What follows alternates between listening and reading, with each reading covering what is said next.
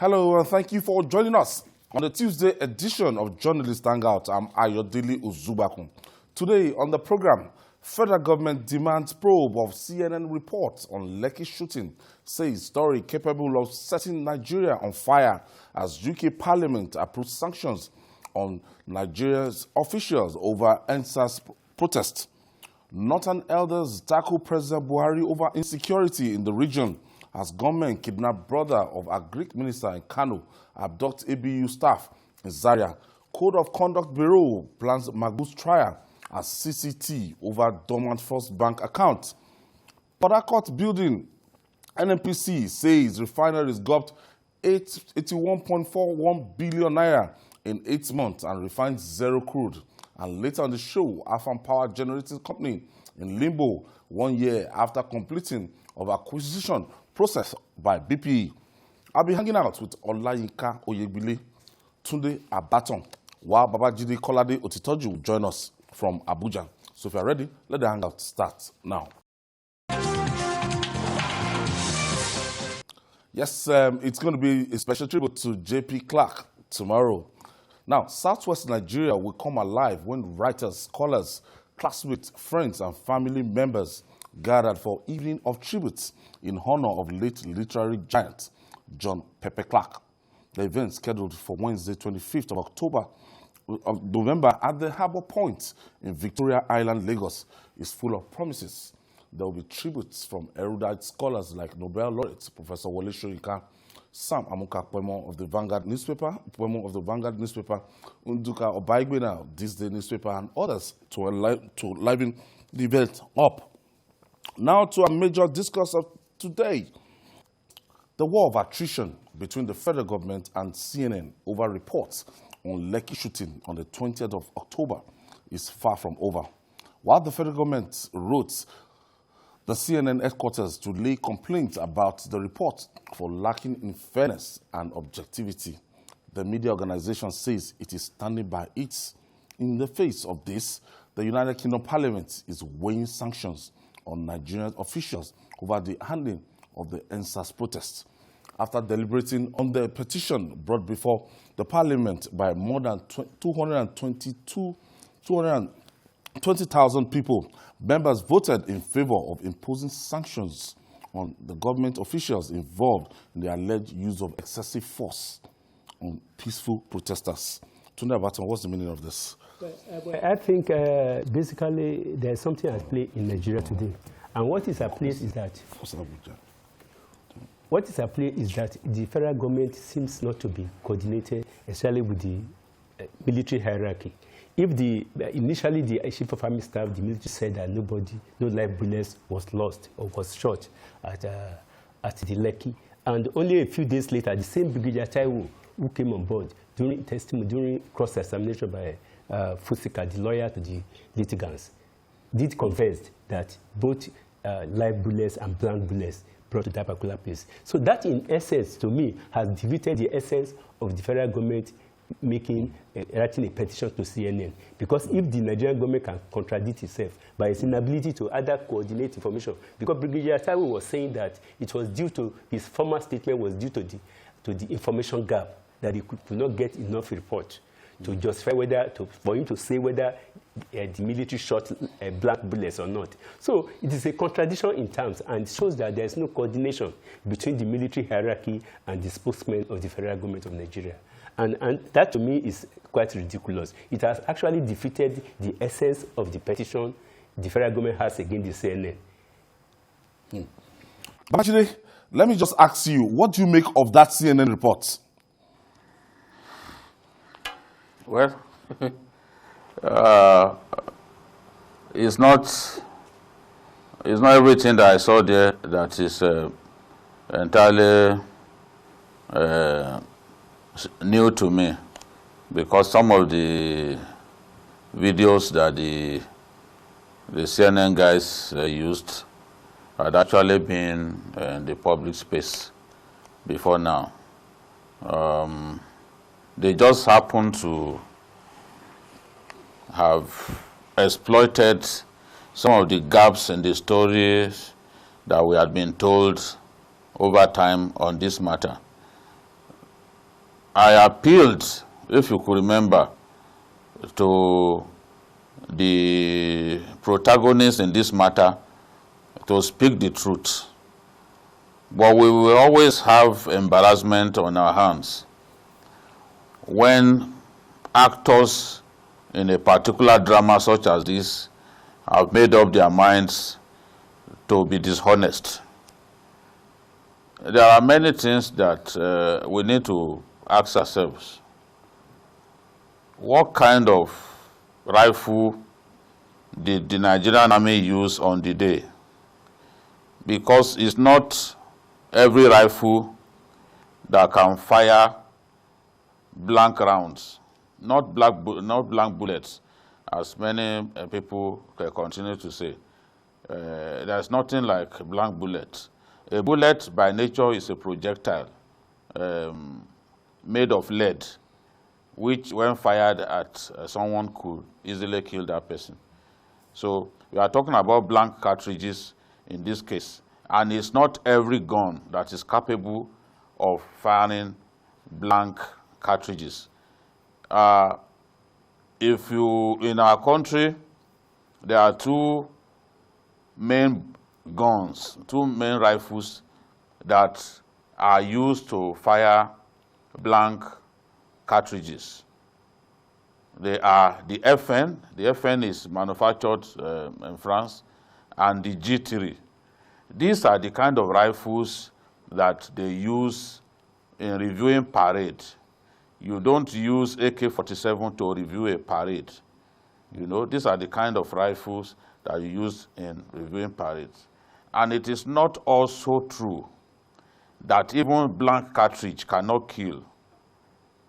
Of course, if it is fired at close range, it can take someone's life. There was a very famous movie star who put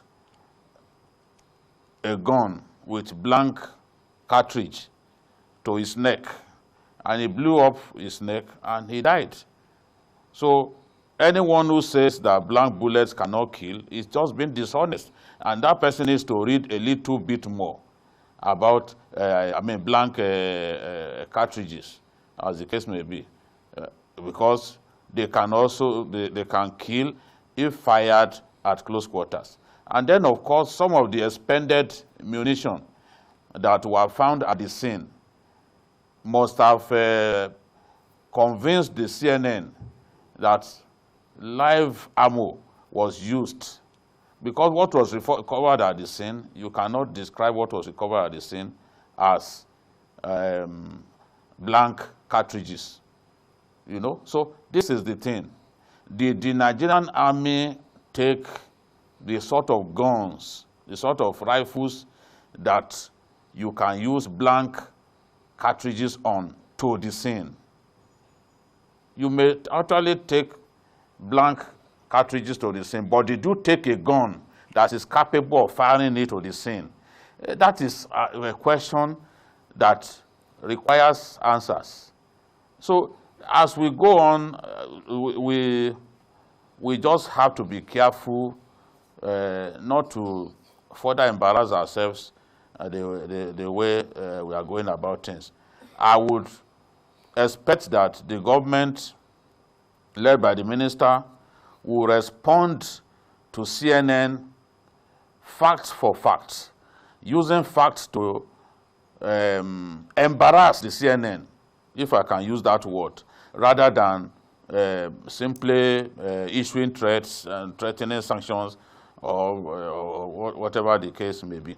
We need to really be organized. We need to do things the right way, because it is not possible to intimidate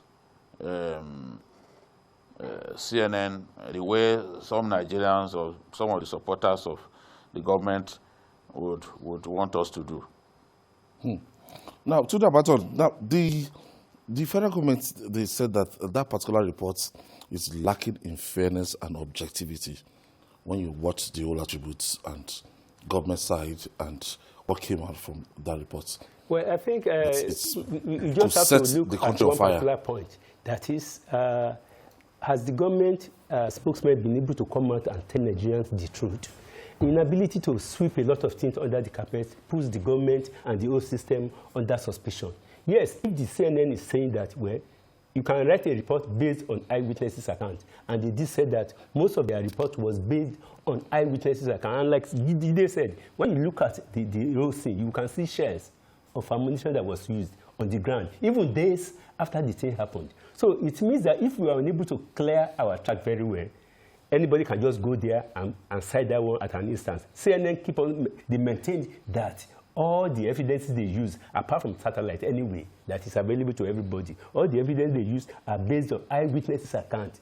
Whether that eyewitnesses' account can be tendered in the court of law is another thing. But they keep on saying that they rely on eyewitnesses' account that were there. And I think the government explanation is not tidy enough.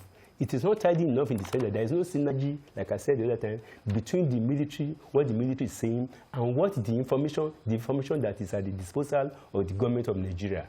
One would have expected that before the minister can come out, that, like Jide said, we will have verifiable facts to disprove or to embarrass or to show or prove that CNN has not done irresponsible journalism. I think the onus is on us to prove that what CNN has done is not responsible enough. And Babaji, this is like, it's coming, a lot of the international community, they are not taking this lightly, as you've seen that the United Kingdom, they are threatening to place sanction on the country. What do you make of this? No, it's, I think the people whose duty it is to manage information from the side of the government have a lot to do. Mistakes have been made. We warned against sending in soldiers to confront the protesters. Of course, Nigerian officials didn't listen. There was absolutely no reason in the world to send soldiers to Lekki. No reason in the world. Because soldiers will mishandle the situation. We know them very well. And when we said, don't send soldiers, we were not fools. We knew that this sort of thing could happen. You can't, if you want to send soldiers to a place, send them to Sambisa Forest. They are yet to clear Boko Haram out of the place. Send them to places where Boko Haram still controls in our country, territories that they still control. I just returned from Borno State, and I went to a few places, dangerous places. I went to Mafa, I went to Auno. Send soldiers to places where we need to chase the terrorists who are killing our people away. Don't send soldiers to confront protesters. We warned, but nobody listened. Now we have this embarrassment on our hands. But the best we can do is the facts available. Let's put the facts available in the public space. I personally, and I've said it before, that I do not believe there was a massacre. Yes, lives were lost. We have to admit that lives were lost. But on the scale that some people already are talking about it, I do not believe that we lost that number of people. But it's futile to continue to deny that lives were lost. It's futile to continue to deny that people were hit by bullets. And it is futile to continue to argue that so-called blank armor cannot kill people. The record of people who have been killed by blank armor is there. So we just have to structure our response to this in a very coordinated way, not in a manner that will contradict what was earlier said, because that is what we are saying now. The reason why Elijah Muhammad is angry is understandable. When you are doing a story like this, at least the side of government ought to be part of your story, even if you do not believe the government story. you still owe it an obligation. You are still obligated to get to government and ask them for their view of what happened. But that was not in the CNN story. It was very much like CNN, the way the CNN will report American political affairs, especially once it concerns Donald Trump. But as I said earlier, we just have to respond to this the right way. It's individualized sanctions that they are talking about. So if they impose individualized sanctions, I don't see anything wrong in that. Why can't even the people concerned sit in Nigeria and fix our country? Visa ban for individuals. Let them sit in our country and fix our country. What will hurt us, what will pain me is if they impose sanctions on training for the police or training for our army. Because even today, the governor of Borno State met with British officials and he was asking for support to defeat Boko Haram. So if this kind of sanctions is imposed, we won't get support to train our armed forces, we won't get support to train the police, and it will affect us. Or individualized sanctions, I do not see anything wrong in that. They should even sit in our country and fix our country. There's so much work to do. All right, moving on now.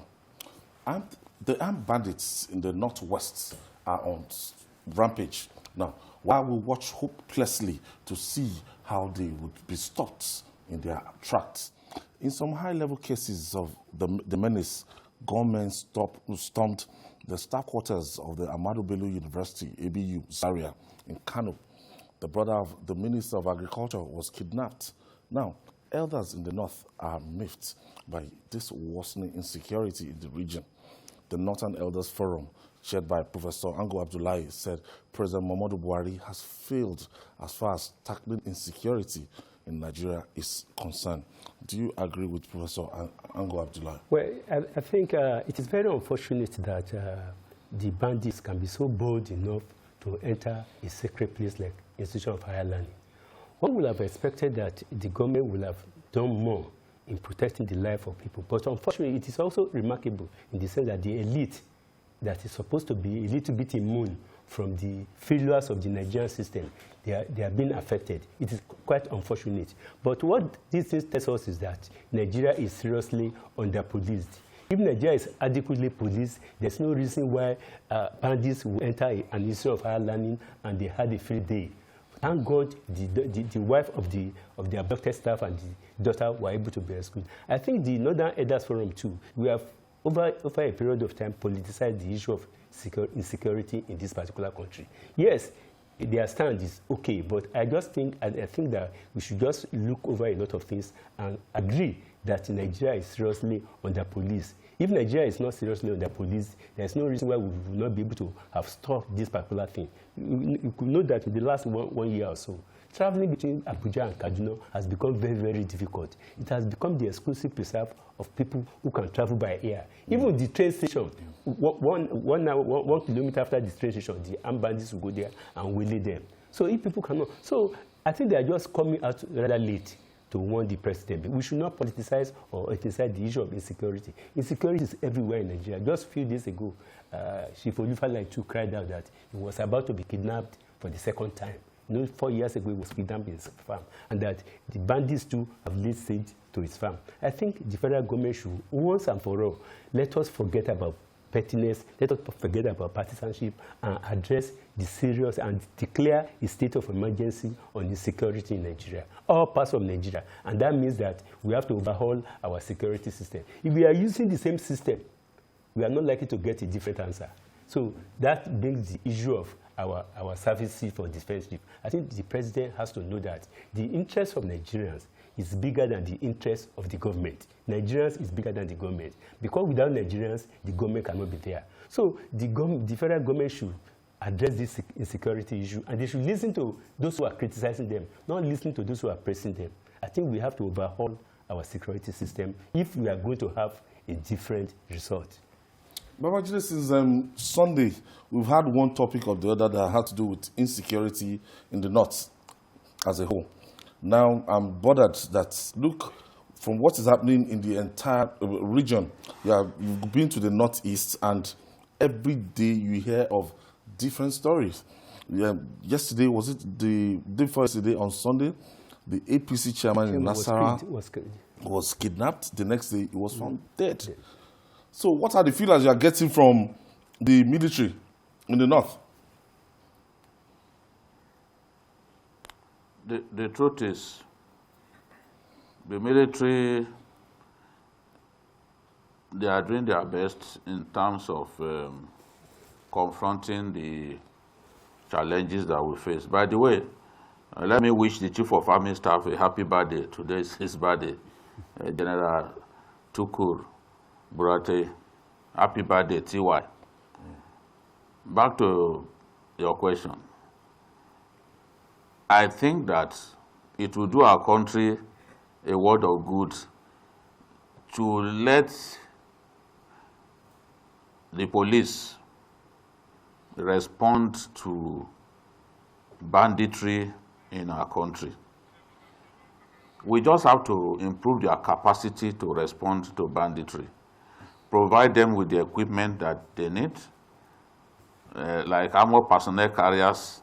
I've said this before that so many of the police armored personnel carriers are disused at this time. They are what the Yorubas will call Ogori Odo. Some of them have no tires. Some of them have engine problem. Most of the armored personnel carriers that used to be at the disposal of the police are literally dead.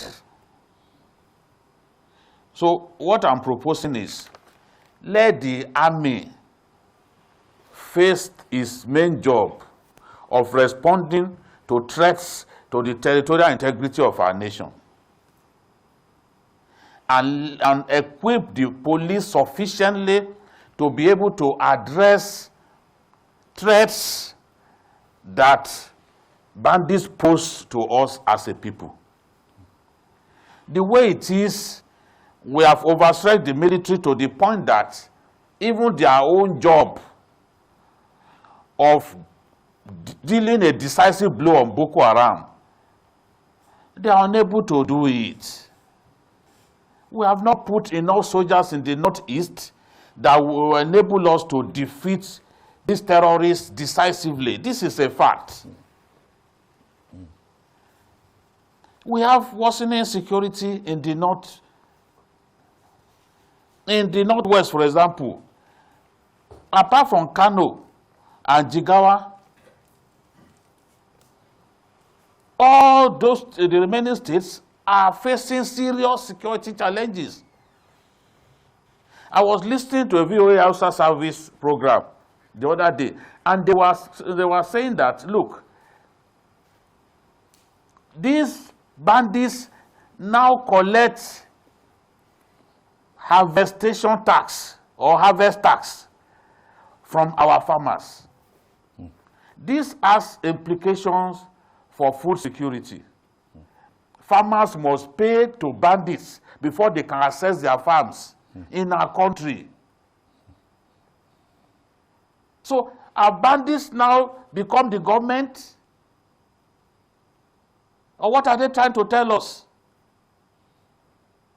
And every day we are hearing, look at going inside an ivory tower, going inside by ABU to kidnap someone in broad daylight. This was not happening before. Things are getting worse. We need to see the people who run security in our country need to sit up. They need to sit up. If the strategies are not working, we need to rejig the strategy. We can't just continue to watch our people die as if their lives do not matter. This is what is going on. The president needs to do a lot more. We have suggested to him in the past what to do, but our president did not listen. So we are waiting for the president to come up with the right strategy, with the right approach to solving this problem. A great part of northern Nigeria is unsafe. And that's unacceptable. All right, we'll quickly take this break. When we come back, we'll talk more. It's still Journalist Hangouts. We'll be right back. Stay with us.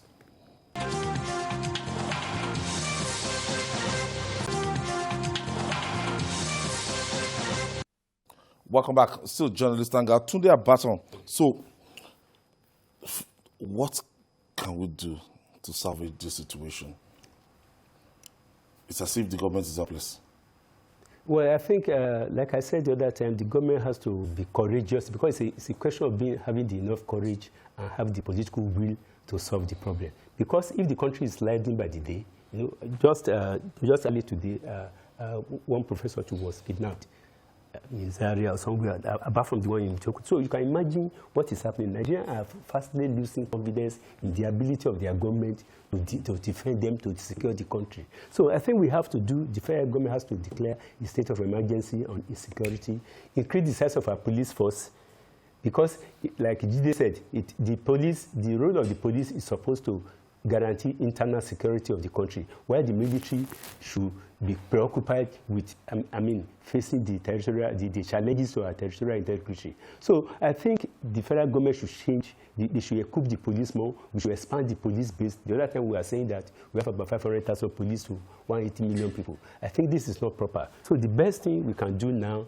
is to make sure that there's a state of emergency on insecurity in Nigeria, in which case the federal government will deploy all its resources to tackling this thing. Because the thing is getting closer. The elite are no more safe. The elite they are no more safe. You never know whose turn it will be next week. It could be northwest and northeast today. You never know whether it's going to be north central tomorrow. You never know whether it will come to the southeast or southwest tomorrow. So the federal government has to do something very urgently to address the situation. Okay, we'll move on now. After months of investigations into the activities of the Economic and Financial Crimes Commission, EFCC, it appears the suspended chairman of the agency, Ibrahim Mustapha Magu, who has a case to answer. Magu is to be tried by the Code of Conduct Bureau, CCB, at the Code of Conduct Tribunal, CCT, over a dormant First Bank account and a building in Port Harcourt, River State. We used to do this now. We've not heard from the recommendation from the panel of Justice Ayo Salami, and the CCB want to... I think because I think if the CCB should take over the case now, if the man should be arena, it means they are jumping the gun. So far, the federal government, the president, constituted the Ayo Salami panel, which has a presidential power, and in which case he has submitted his report to the president last week, Friday or so. So I think the CCB should wait for the outcome of that report. Arranging the man now, irrespective of whatever we will have done, it means they are jumping the gun. It means they have already seen the report. Let the report come out. Let the federal government issue a white paper on it. And the white paper will clearly, one will hope that this white paper will not be like the other one, will just be kept inside the drawer without government doing anything. I think the CCB should not jump the gun. Yes, they said that the man is liable to be prosecuted for some undeclared assets, like the First Bank account that he has some houses somewhere. I think they should wait because the presidential panel supersedes every other panel that is probing him. I think we should wait for the president to come out with the report. Do you think the Code of Conduct Tribunal should wait? Because this is... except we are taking it as a separate case. If it is a separate case... This is like those assets that you don't declare as a public officer. Yes. If that is the case, then it means we have a lot of things to do. So if they have to do that now, it should be done within the confines of the laws of Nigeria. It should be done within the confines of the law. Because I think anybody can go to court to say that the outcome of the presidential investigation. So far, the president has constituted a high-powered judicial panel. It was a judicial panel, not an administrative probe. If it's an administrative probe, you can say, but judicial panel. I think the federal government, too, it behoves on President Buhari to quickly come out with all the recommendations or observations of the Justice Ayo Salami panel. And we face the real thing. Nigerians have to know what went wrong during the tenure of Magu as the chairman of the EFCC.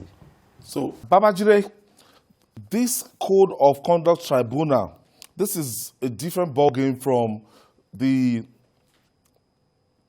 presidential panel that was set up to probe Ibrahim Mustafa Magu. Now we have CCB, we have to deal with CCT and CCB. What do you make of this situation? Well, I think that this determination has always been to find something to nail Magu, and they seem to think that even the Salami panel is not enough. Because the question to ask is, why now? Why now? Why is it that it's at this time that the Code of Conduct Bureau is coming up with his plan to put Magu on trial? Because he did not disclose a bank account that had gone dormant in his declaration of assets. I think I'm more interested in knowing all the money that we were told that Magu stole.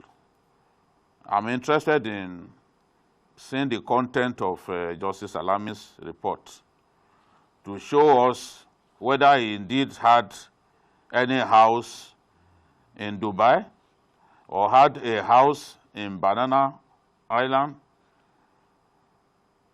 or he stole a hefty sum of money at EFCC. Umar, the acting chairman of EFCC, faced the National Assembly last week, and the EFCC had 4 billion in unspent funds.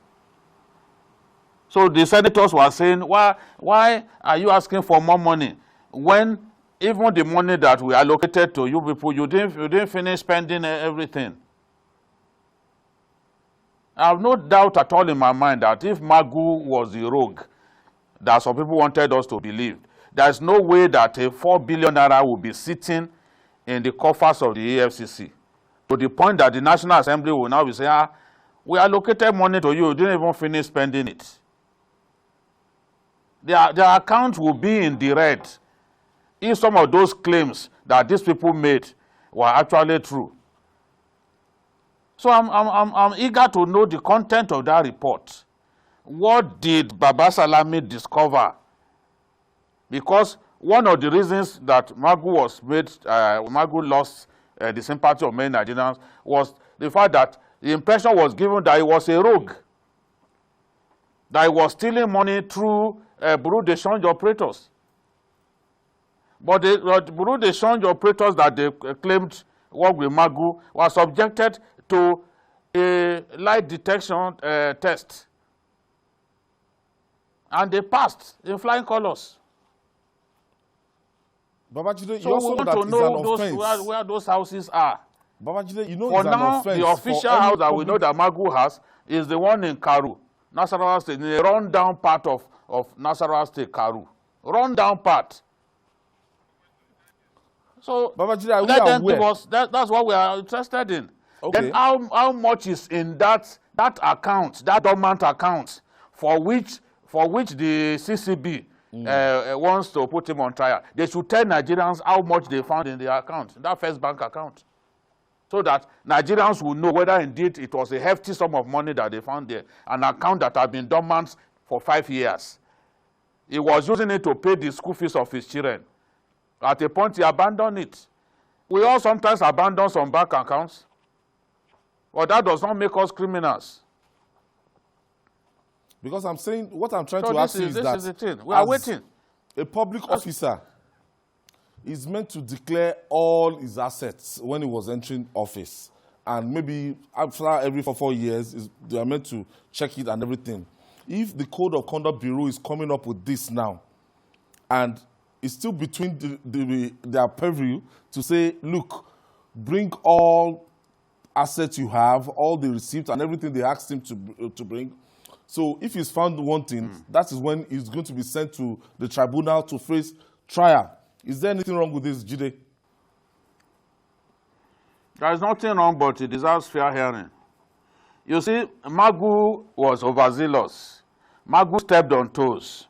In some cases, Magu misbehaved.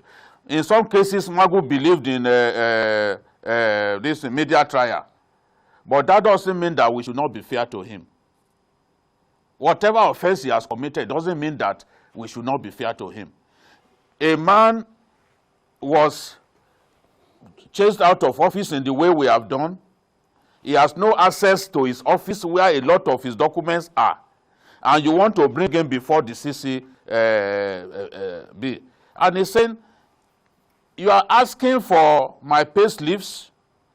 You are asking for title documents of my properties or whatever that I have. You are asking for my acceptance letter, appointment letter, acceptance, and all that. And he's saying, I can only present all of this to you if I have access to that office.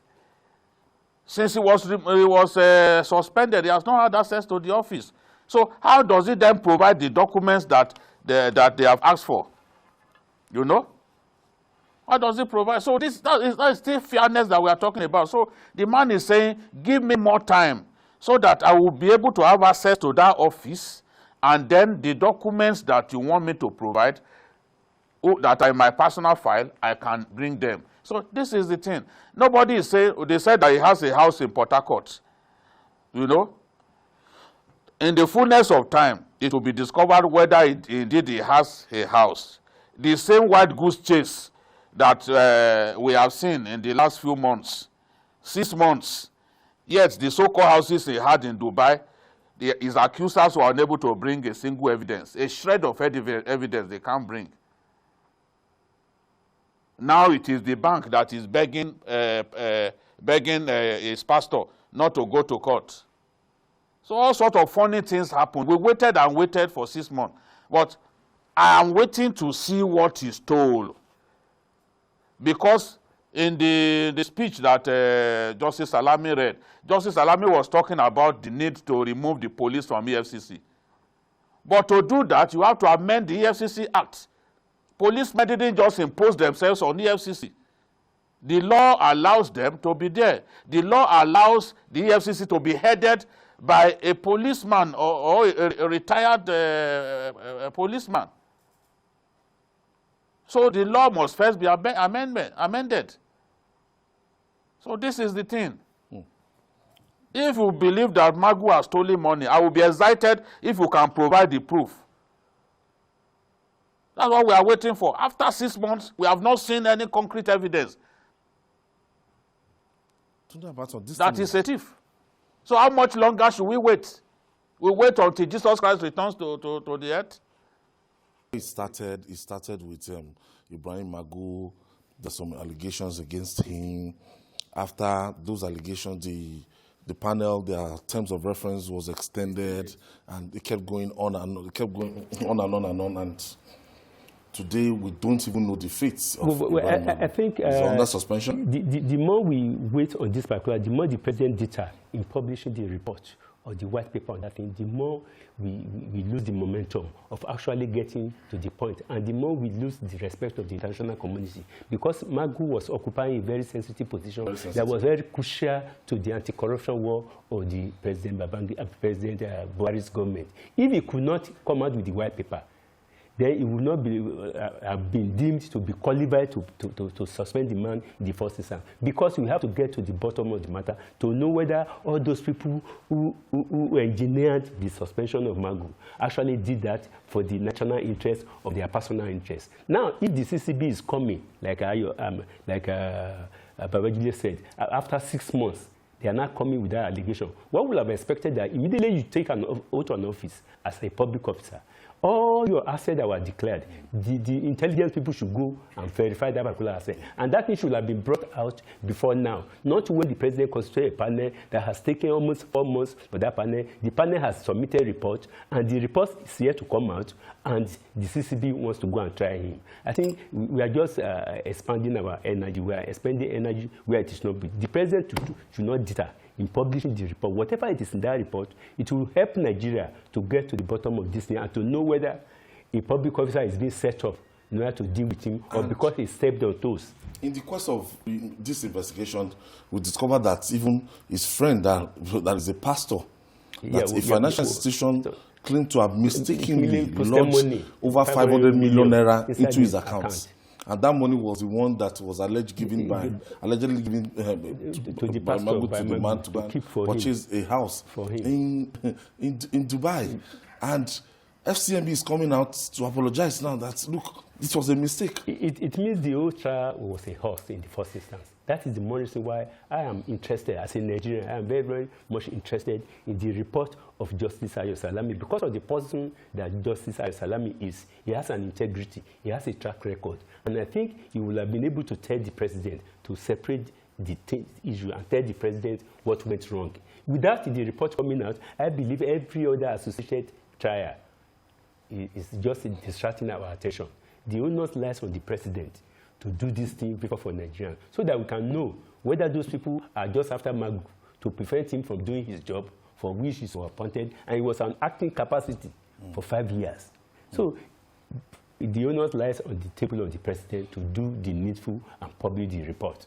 If the chairman of the panel has been so courageous enough to come out with a report, let the president publish the report so that the whole world can see whether Magu is a saint or whether it's a rogue that should not head an anti-corruption agency in Nigeria. Remember that the Senate, the last 8th Senate, refused to confirm his appointment. The president insisted that he must be there. He must continue to act, which means the president has a confidence in him. Let him publish the report of Ayo Salami to show the whole world the manner of the kind of person Magu is. Babajide, head of tail, this man might not come out of this unblemished because he cannot be returned as the EFCC chairman, because it seems this whole thing that if after this panel is going to face the CCB, at the end of the day, Ibrahim Magu will be at the losing end. Jide? Yeah. The truth is, Ibrahim Magu does not have to return to his job as EFCC chairman. It is not, what I think is more important for him at this stage is to clear his name. And I believe that if he thinks that Justice Salami's panel has not done justice to him, he will go to the courts. Because Justice Salami's panel is not a court of law, it's just an administrative panel. He cannot order anybody's arrest. He can only make suggestions. So if Magu does not feel that he had been treated fairly by Justice Salami's panel, the remedy at his disposal is to go to court. Because, look, his good name is more important than anything. But there are implications for treating honest Nigerians who put their lives on the line to serve their country. There are implications for treating them unfairly. Because many more people would think that, look, it makes no sense to come into government to serve your country. We live in a country where if we fall out of favor with certain individuals, the next thing they'll think of is to embarrass you, put you to shame, destroy your family name. That is why many competent people don't want to serve in government. In many countries of the world, it's such an honor to serve your country. But because of the Nigerian system, many people will say, no, I don't want to be embarrassed. Oh, they are going to soil me, my good name. And because there's a preponderance of crooked people in government, the few people who are not crooked like them are people that they go out of their way to destroy. So that at the end of the day, everybody looks like looks the same. And that is wrong. As I've said before, and I've given examples, it's not every policeman that is a thief. Yes, we have irresponsible policemen. We have policemen guilty of aberrant behavior. We have SARS people who are bloodthirsty. But within that same police, we have decent people. We have God-fearing people. We have policemen who will never take bribe. You can't even suggest it to them. The notion that every Nigerian has a price, that every Nigerian is crooked, every Nigerian will take bribe when he thinks the price is right, is a very, very terrible notion. And I have encountered Nigerians who will rather invite God to take their lives than steal money, than be corrupt. I still wait to be convinced that Magu is a thief. So I'm waiting, and it's a challenge that I've thrown. Let them bring evidence of the houses that Magu bought in Dubai, the houses that Magu bought in Banana Island, the evidence that Magu stole money and kept in some fictitious accounts, as we know that our politicians do. If we cannot bring those facts, as they say during weddings, we should keep quiet forever. All right. Okay. I take this break and welcome back. It's journalist Hangout. It appears like pouring water in a basket. The moribund refineries in the country continue to gulp billions without returning any profits. In the latest report by the Nigerian National Petroleum Corporation, NNPC, says the refineries gulped 81.41 billion naira in just 8 months without refining any crude.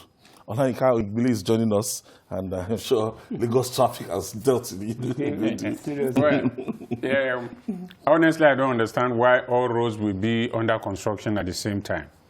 Between Maryland and Ojota, I spent almost 1.5 hours. Wow. What for? They closed the service lane or whatever they called it, and a tractor was there digging hole and everything. So the 4-5 lane is now restricted to 1, and at a point it was even shut down completely. Okay. Nobody was moving. Don't worry, Lagos is working. Well, this is not the kind of working we want Lagos to do. Why close it at the time you know people are returning home? I pity those going to Ikorodu. Let's talk about NNPC now. That refinery, without refining crude in 8 months, has got, what is happening, 81 billion naira. We have an average of 4 refineries, isn't it? In a year. Yes. No, 3. Is it 3? No, we have... Officially, we have 4, isn't it? Yes. Or even if it is 3. That means we are having a situation where one refinery has consumed about 20 billion or more than 27 billion. 27. We are importing, or we are reportedly going to import fuel from Niger. So if we are going to import fuel from Niger, can we find out from Niger how much does it cost them to run that refinery? Is it up to that 20-something billion? I mean, if you are doing a business as is not paying you, why continue to run it? Why continue to fund it? Honestly, I think whatever anyone might say, if the government knows that it's not ready or it cannot run a refinery, close it down. There's no point allocating more money to it. Let us just know that we don't have refineries at all. And then this 80-something billion, you can invest it in our universities, you can invest it on roads, you can invest it on rail, you can invest it on whatever. I mean, which sane businessman would do business in such a way? And this is not the first time that they're declaring this kind of deficit. Is it in payment of salaries? Is it in servicing vehicles? Is it in the so-called Overhead. turnaround maintenance or what? What is this 81 billion naira? What was it spent on? This is the question we must continue to ask. This afternoon, a man met me and said that my face looks familiar. Then he later came back and said, oh, yes, journalist hangout. That program that you people do, are you sure people in power watch that program? I asked him, I said, why? He said, almost everything we have been talking about, it is the same thing we talk about every time and nothing happens. And I told him, I said, I'm sure those in power watching. I was on a particular program some time ago when the vice president called in and we have to extend the program. He now said, yes, he watched it. I said, so why are you asking whether they watch it? So now, are you sure they listen to what you say? And we are almost sounding like a broken record. Every day, every The time. same issue all over. The same issue all over. 81 billion on refineries that produce not a single liter of petrol. So what did we spend the money on? It's scandalous. The NNPC managing director has to tell us. It's not enough to tell us that we have spent this. What exactly did you spend this money on? But actually, I remember when the former president Olusegun Obasanjo, when he was leaving office, he actually sold those refineries. Yeah. And when late President Yaradua came back to office, he reversed the sales of those refineries. But many years after now, I don't think reversal is turning out to be a good move. Now we are talking about 81.41 billion naira in the last 8 months. What do you make of this? The truth is, every time I read stories about refineries gulping billions of naira and all that, my blood boils. Many years of turnaround maintenance that amount to merely subsidizing waste in our country. I mean, why are we doing this to ourselves?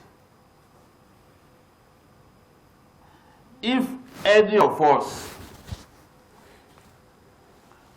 as individuals owned these refineries that have consistently recorded losses, refineries that are beginning to serve no purpose, are we going to keep them? I mean, let's be honest to ourselves. Is it because government business is simply seen as nobody's business that we allow this to happen? If we invested this 81 billion in the health sector, it will make a big difference. We are in a country where our compatriots in Adamawa State, some of them are going as far as Cameroon to receive Medicare because the health system has literally collapsed in our country. And we are wasting this kind of money on moribund refineries. Some of my friends in the NNPC have even told me that it is more expensive to refurbish these refineries than to build new ones, because a lot of the parts are cannibalized already, and it is antiquated technology. So the question is, how many refineries have we built in 20 years? Since the advent of this democracy, we have been unable to build new refineries. I'm not talking about refineries that individuals are planning to build. During that period, Saudi Arabia has built refineries in excess of 1.6 million refining capacity. Yet, in 20, 21 years, we are unable to build a single refinery. in a world where a single American state, a single state in America, will have up to 25 refineries. Just one state in America. And America as a country has in more than 100 refineries. We call ourselves Africa's giant. It's the refineries that were built so many years ago. We are unable to add to them. We have just 3 refineries. Warri 1 and 2 and Kaduna refinery. So we are letting ourselves down. There's no reason in the world for us not to have added some refineries to the refineries that we have. We always like to go for the easier way of doing things. Oh, so import, just import, just import. Who told us that this is the passport for success? Yes, thank you, Jide. We have to move on. Now, all is not well with one of Nigeria's power infrastructure, the Afan Power Generating Company. After conclusion of acquisition process for the power company in October 2019, which began in 2018 by the Bureau for Public Enterprises, BPE, the transfer of ownership is yet to be concluded, while the preferred bidder, Transcorp Power Consortium, is yet to conclude acquisition of the Afam Electricity Generation Company and Afam 3 Fast Power Limited and the reserve bidder, Diamond Strips Consortium, has not been called to step in. How do we resolve this logjam? Gentlemen, Tunde Abaton, why would the federal government convert the current debts owed by Transcorp Power by Nigerian Bulk Electricity Company, which is about 11 billion naira, into equity and treating the transaction as full payment in combined acquisition? Well, I think the real problem is when Dide was talking, something just came to my mind. I keep on asking, is there any patriotic Nigerian living? Is there any Nigerian that is patriotic? Because if we are really patriotic, like somebody said, you cannot own a business. Now, look at all those distribution companies, Discos and Gencos. All of them, when they were being sold, Nigeria was being gradually stripped of its asset. 6 months, it has to take us 5 years later to beg them to give us prepaid meter, which was part of the original assignment. So I think the problem with the Afan Power system is that when a process is being compromised from the beginning, there's no way that thing can do. Because naturally in the BP process, if you buy something, if after 6 months you are unable to raise funds to buy, like it happened to Lagos Ibadan Expressway that was bought by Cotton. After 5 years, they took it from him. He wanted to get money from probably all this bank. They had a problem. And just handle. The federal government have to take it. Why will it be very difficult for the Nigerian government to do the same for this Afan Power station? Anyway, if you cannot give it, there's a second preferred bidder that was interested in that particular thing that could raise enough capital to get that in. That's you can't do it in 6 months. The reason why I said, is there any Nigerian that is patriotic? Are we using personal interest? Is personal interest not above national interest in Nigeria? Is there anything like national interest in Nigeria? If there is national interest in Nigeria, because I believe if they can get this Afan Power station running, if you can run Nigeria like a business, because if you want to sell something, you get to a malama, you say a goat is 40,000 naira, and you say 15, the man will not even abuse you. If the next person comes and say, I want to offer you 18 naira, the man will take it from you and give you. He won't ask you where you come from. But the problem is that Nigeria, those people who are running Nigeria, they don't have business mindset. Because I believe sincerely that none of them can run their business the way they are running Nigeria. When President Obasanjo sold the thing to Dangote, within 2 years, I am very sure Dangote will have turned around all those refineries. But yet, we couldn't do that. And probably the last refinery was built in 1979. Yeah. As we talk today, U.S. has about 150 refineries. And we cannot, because the president did promise in 2015 that he would build refineries. For 4 years, who are the powers? Or who are the powers that prevented the government from building refineries, from disposing and not? Do you know that it is more expensive to maintain an old car than a new one? Yeah. Because an old car, for you pay more for the spare part. Yes. And when you pay more for the spare part, so why not sell that particular car and go and get a new one? Why can't you sell all those refineries? Is this action not against the public procurement guidelines? And shouldn't it be bidding be restored or there to be kind of disqualification in of all some sort? government properties that have been sold, which one has not worked against Nigeria or the property or whatever act that we are talking about? See, as he said, I believe very sincerely that political interest takes precedence over business interest when they are making decisions in the corridors of power. Because you only change ownership, the real thing don't change. Now, even the electricity, but the power, the discos and gencos, now, when you have a problem in your transformer, it is the same old system that we are still using.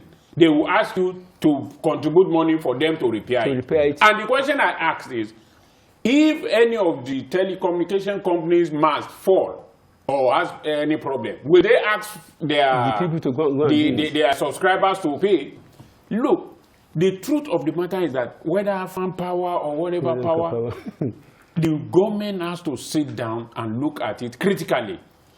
If you know you don't have capacity to run this business, take it away from them and give it to another person. Nigeria is such a huge market. If anyone, whether Nigerian or foreigner, you have all these things are essential. Electricity, telecommunication, and power. All those are essential. There are people who will be ready to bring money into it because they know it is a long-term investment. It is not a short-term investment. You don't pay, you don't run such businesses on a short term. But the way the government is doing it, I'm not sure we are going to solve this same problem. It is the same problem. Come another 5 years, if we still continue this way, we still and we are all still alive, we will still come back here and talk about the same. Let me go to Jide now. Jide, how would this misnomer affect the generation of power and even investors in future? When we see some of what is going on, and we also realize the need for us to solve the problem of power generation and distribution in our country. You don't want to read about the sort of shenanigans that are taking place in our country amidst all of the problems that we have in the power sector. Prevalent system failures, inability to generate and will up to 6,000 megawatts in the giant of Africa, by giant of Africa. Years. And we look at a country like South Africa generating in excess of 40,000 megawatts. We cannot generate more than 5,000 megawatts. It's terrible. But there's what we call the Nigerian system. It's the Nigerian system that is at play in the affairs of farm power, in the whole acquisition process that we are talking about here. There's no reason in the world for the preferred bidder not to have taken the share, I mean the sum. So not to have signed the share purchase agreement over a process that began 2 years ago. The expression of interest happened in 2018. And 1 year after the agreement was reached and the preferred bidder emerged, the preferred bidder has not been able to sign the share sale purchase agreement because some people chose to play politics over this matter, to the detriment of our country. And that's why I keep saying that the National Assembly should get more involved in all of these things. The entire transaction has to be looked at a second time. Because the whole idea of a counter offer at this time will suggest that something is wrong. We suggest that some individuals, for reasons best known to them, will rather compromise the integrity of the entire process. And that's why we are saying the Economic and Financial Crimes Commission, or the ICPC as the case may be, and the National Assembly has to take a dim view of what is going on, investigate what is going on. Tunga Baton, Yeah. this AFAM electricity generation is at stake now. It is huge. What are the possibilities that, for reason of putting this sale, would not be affected? As in, the main purpose of even selling it will not be defeated. Well, the purpose If the preferred bidder is yet to come up the purpose to will be raise. defeated because if over a period of 2 or 5 years, you find it very difficult to raise the required capital to acquire the purchase and continue, which means the equipment will become more obsolete. Remember the Olorosogbo plant, the plant at Olorosogbo that was started by President Obasanjo. By the time this government came in, all the equipments have become obsolete, which means anybody who signifies interest in that thing will be ready or should be ready to fund enough capital to start all over again. So that is our problem with Nigeria. Okay, look at Niger now. Niger, their in-stock capacity of their refinery is 20,000 barrels per day. Yeah. They are only using 5,000 barrels per day. So Nigeria will now go back to Niger. The economy of Niger is not up to that of Lagos. And they are able to manage the economy. The economy of Niger, no, Lagos. The economy of Niger is not up to 1/4 of Lagos. Is it up to that of Kaduna or Kano? And yet, we now go back to Niger. So you can imagine, for as long as we continue to do business, to use politics with business. In 1985, former President Obasanjo delivered a paper, and he identified Nigeria's problem that we have passed through Nigeria up into economic ruling group and political dominating group. If we use politics for economy, there's no way we can develop. And that is also the more reason why any country or any business that refuses to embrace merit in their system can make it. As we are going in Nigeria, in business, we cannot make it. Because the bidder, the preferred bidder that is even coming after our farm, the man will also be dancing around the corner to wait for whether something can happen so that the bidding process can be reduced. The moratorium they are going to give him can be reduced because he's going to spend more money revitalizing that plant that has become moribund. Look at Olorosogbo. They spent about $700 million on that thing. The thing they have to start all over again. So why are we doing this thing? That was why I asked, is there any Nigerian left that is patriotic, that is thinking about Nigerian first? Because this thing will continue to dance around the corner. So I am not optimistic about the fact that the AFAM plant can solve our problem. Anybody who is going for that thing has been compromised from the Ogo. The business day has been compromised from the very first day. 2 years after paying for that thing, they cannot even raise capital.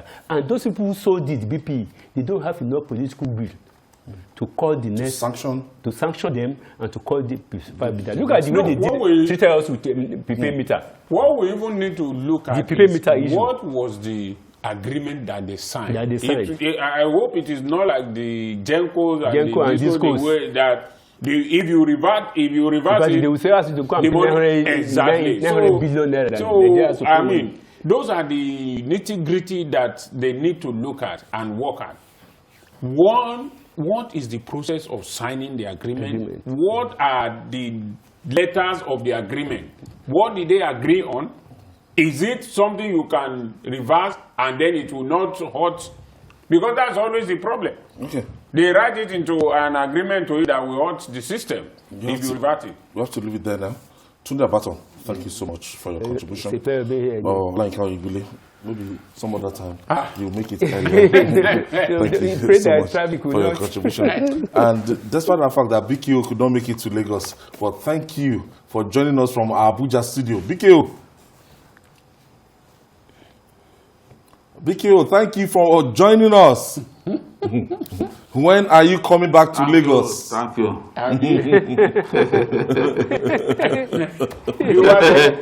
Viewers honestly ask for VKO. Tomorrow by God's grace. Okay, and that's our Same offering journey. today. Join us tomorrow for another episode of the program. You can also watch Journalist Hangout on YouTube, youtube.com/TVC News Nigeria. I'm Ayodele Uzubakun. Bye for now, and God bless Nigeria.